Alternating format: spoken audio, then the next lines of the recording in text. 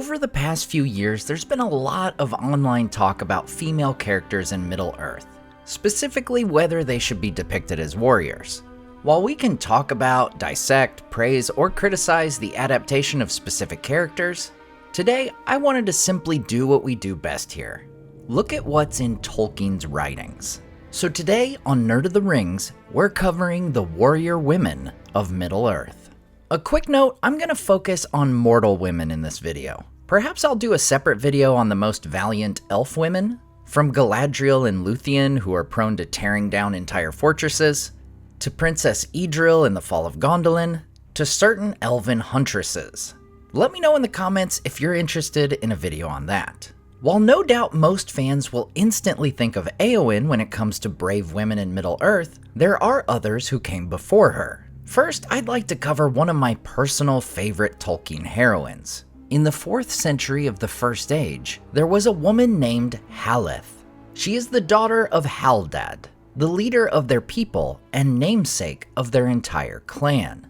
When she is 34 years old, Haleth's people are attacked by orcs in their lands of Thargelion. After leading his people to a stockade between the Askar and Gelion rivers, Haldan and his son Haldar are slain. With her father and brother gone, the Haladin people look to Haleth. As their leader, Haleth would hold her people together, surviving the next 7 days against the orcs. After elves arrive to drive the orcs away, their lord, Caranthir, seeing the valor of Haleth and her people, offers them lands to dwell in. Haleth, however, was proud and refused to be ruled by an elf lord. Her people, who felt the same, would follow her on a perilous journey to find lands of their own.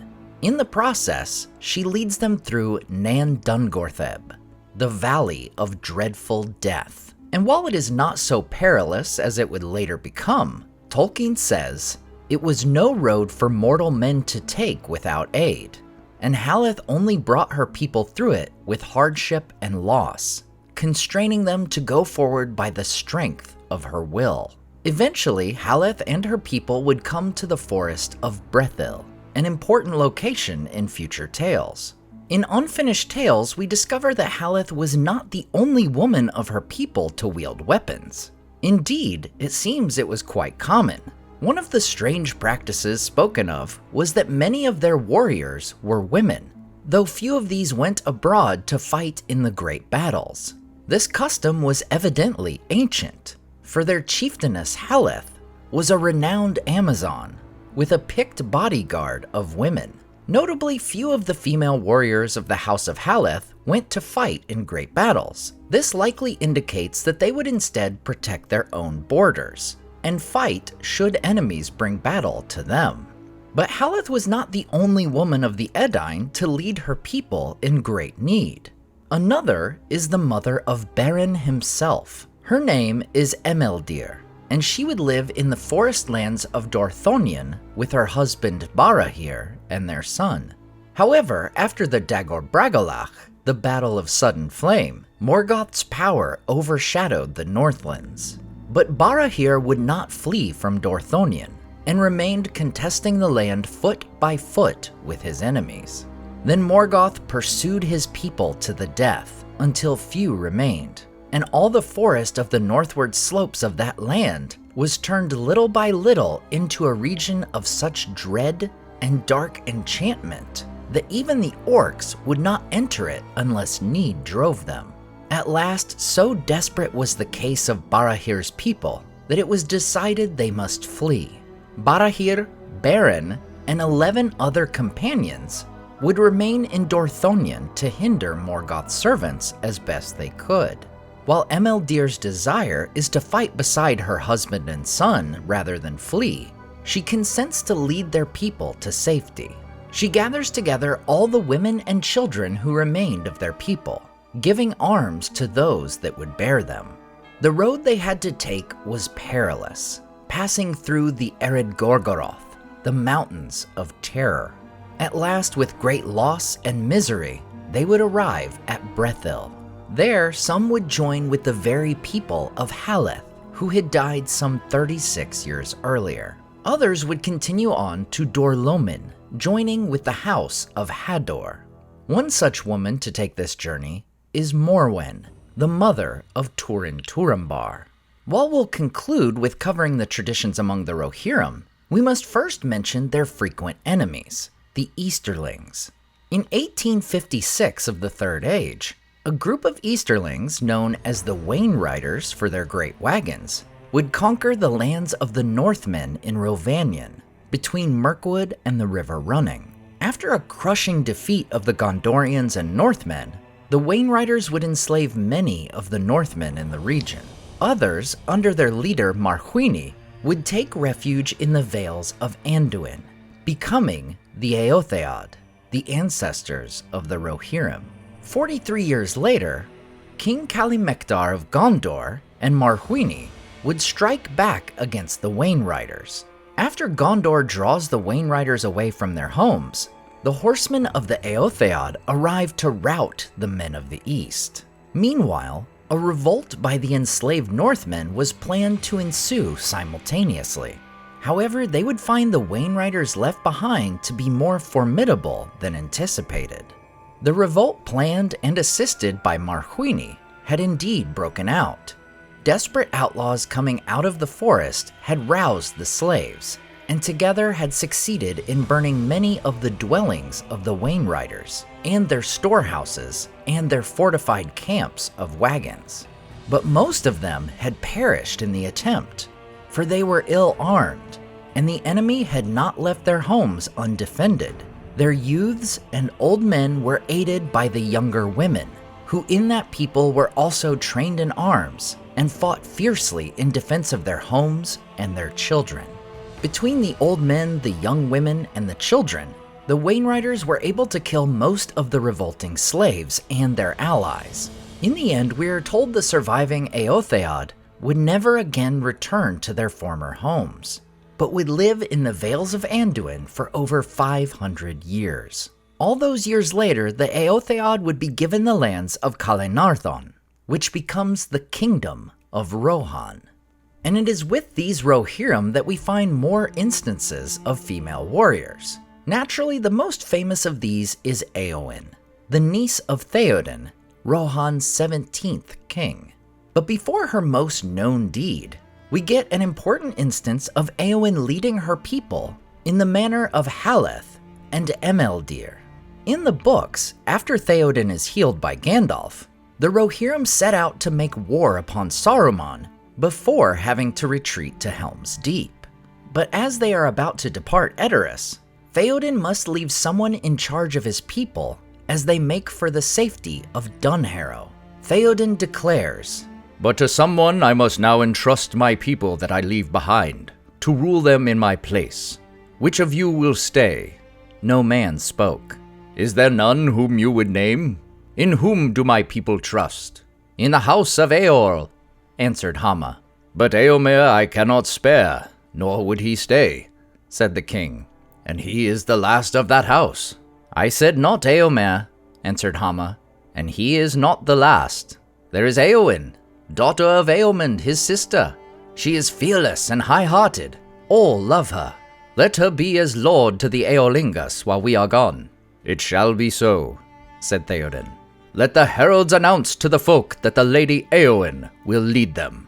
Then the king sat upon a seat before his doors, and Eowyn knelt before him and received from him a sword and a fair corslet.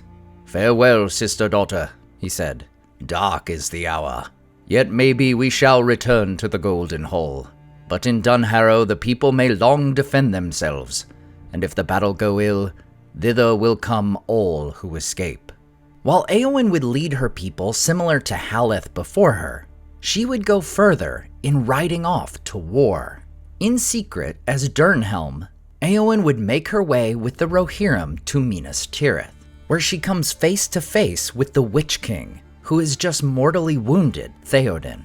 "Begone, foul Dwymalake, lord of Carrion! Leave the dead in peace," a cold voice answered. "Come not between the Nazgul and his prey, or he will not slay thee in thy turn." He will bear thee away to the houses of lamentation, beyond all darkness, where thy flesh shall be devoured, and thy shriveled mind be left naked to the lidless eye. A sword rang as it was drawn. Do what you will, but I will hinder it if I may.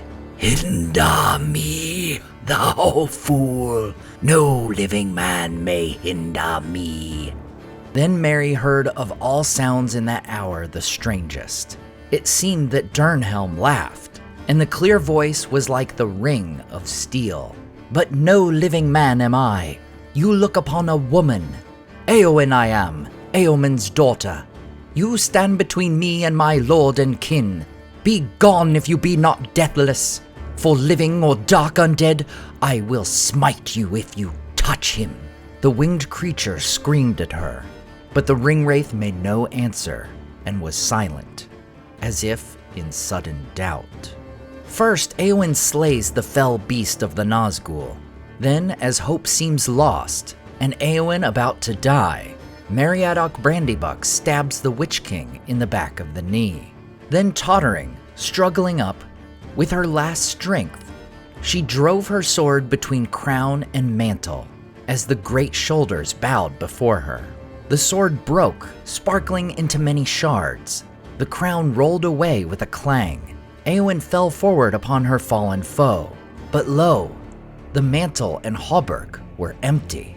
Shapeless they now lay on the ground, torn and tumbled, and a cry went up into the shuddering air and faded to a shrill wailing, passing with the wind, a voice bodiless and thin that died and was swallowed up and was never heard again in that age of this world. Like the great women of the First Age, we find that when called upon by circumstance or fate, Eowyn was ready to answer the call. As Tolkien would say in letter 244, though not a dry nurse in temper, she was also not really a soldier or Amazon, but like many brave women, was capable of great military gallantry at a crisis. But was Eowyn the lone example among the Rohirrim? While it would seem to be the case by the time of the War of the Ring, diving deeper into Tolkien's writings reveals there were indeed more. Our first clue actually comes in the pages of The Lord of the Rings, from Eowyn's future husband, as Faramir says to Frodo and Sam, "Of our law and manners they have learned what they would, and their lords speak our speech at need. Yet for the most part they hold by the ways of their own fathers, and to their own memories, and they speak among themselves their own North tongue. And we love them, tall men and fair women, valiant both alike, golden-haired, bright-eyed, and strong." Another moment in the History of Middle-earth, Volume 8, The War of the Ring, tells us that Eowyn riding to war is not the only such instance in Rohan's history.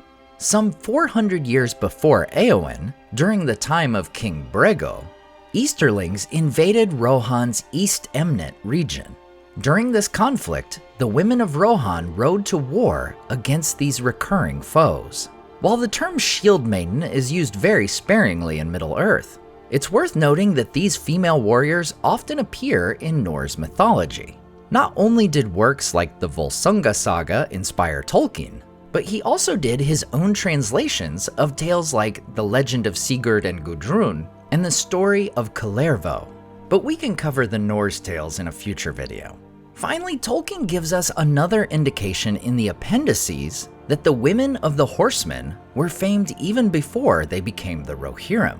Many lords and warriors, and many fair and valiant women, are named in the songs of Rohan that still remember the North.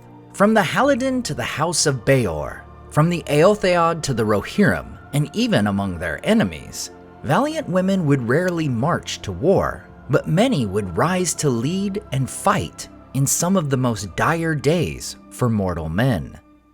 As always, I want to say a huge thank you to all my Patreon and YouTube supporters who make this channel possible. Tom DeBombadil19, Lissamy the Cinda, Rabbi Rob Thomas, Charles Leisure, CCDC Red Team, Joe Tepper, The Mighty Mim, Andrew Carlisle, Swirled Traveler, Matthew Jeffrey, Viking Lord, Alvin Einbert, Jeremy Daniel Derby, Madame Director, Leo Vittori, Sky Carcass, Slide Belts, Dane Ragnarsson, Berto Berg, Graham Derricott, The Dark-Haired One, Wyland, Z and N, Evely, Micah Wu, and Debbie. If you enjoyed the artwork in this video, check out the artists in the description to purchase prints of their great work for yourself. Next time on Nerd of the Rings.